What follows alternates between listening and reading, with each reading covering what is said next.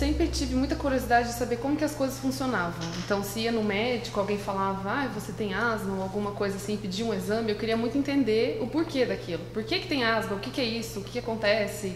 Eu sempre me interessei muito nos porquês. E até meu pai queria muito que eu fizesse medicina, porque eu sempre soube que era a área de química e biologia que eu queria, mas eu entendi que eu queria mais saber o porquê das coisas do que tratar elas em si.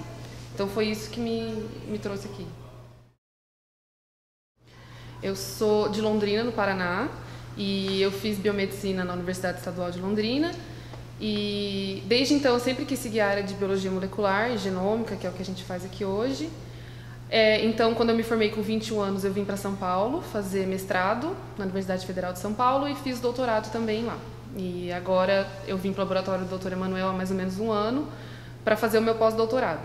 E aí eu acabei me envolvendo com uma série de projetos também de indústrias farmacêuticas e tudo, e me deu muita certeza assim que eu tô na área certa. Porque tem muita dificuldade também nessa área, mas quando a gente está numa coisa que gosta, acho que meio que fica fácil de superar. Um dos projetos principais que eu tô, que é o meu projeto de pós-doc mesmo, ele é sobre pacientes com câncer gástrico. Então, nós investigamos esses pacientes com câncer gástrico ao longo do tratamento deles, quimioterápico e cirúrgico, com foco em biópsia líquida. Então, nós olhamos o lavado gástrico desse paciente. Quando ele vai fazer endoscopia, a gente coleta esse lavado gástrico e o sangue desses pacientes. Então, a ideia é que existe toda uma corrente atualmente de biópsia líquida, que o sangue do paciente você consegue detectar DNA tumoral, mas o que nós queremos é, a partir da endoscopia, desse lavado gástrico, que é um procedimento que o paciente já vai passar por isso, detectar esse DNA tumoral e poder predizer se o paciente vai ter uma resposta boa ou não à quimioterapia e como a doença dele está evoluindo pelo DNA tumoral presente nesses líquidos. Esse projeto ele faz parte de um projeto maior de câncer gástrico, então nós olhamos metilação do genoma desses pacientes, presença de mutações, olhamos a expressão de genes.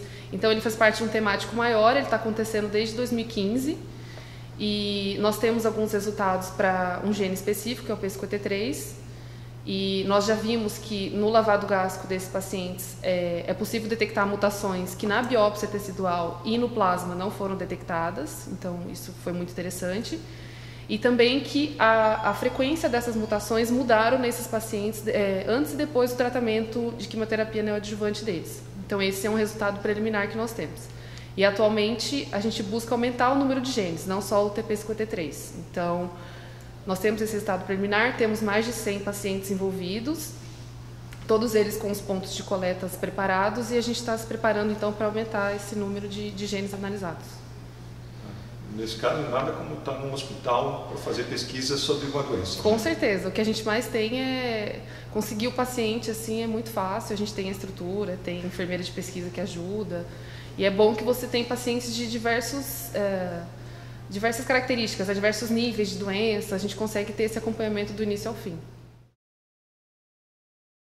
A perspectiva que a gente tem é que a gente consiga ter um número mínimo de genes que você, analisando nessas biópsias líquidas, você consiga realmente ser aplicável para a prática clínica desse paciente. Porque para alguns tumores, como colo retal ou melanoma, já existe mais ou menos mutações em determinados genes que guiam o tratamento, mas para câncer gástrico ainda não.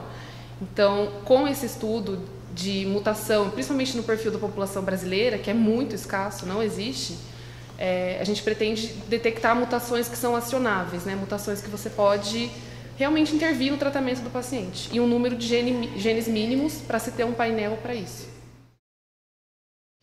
Olha, eu acredito que a ciência é o mais importante de uma sociedade, porque com a ciência você consegue dar acesso à educação, à saúde, a melhorar o transporte, a qualquer coisa que estude leve a gente a evoluir.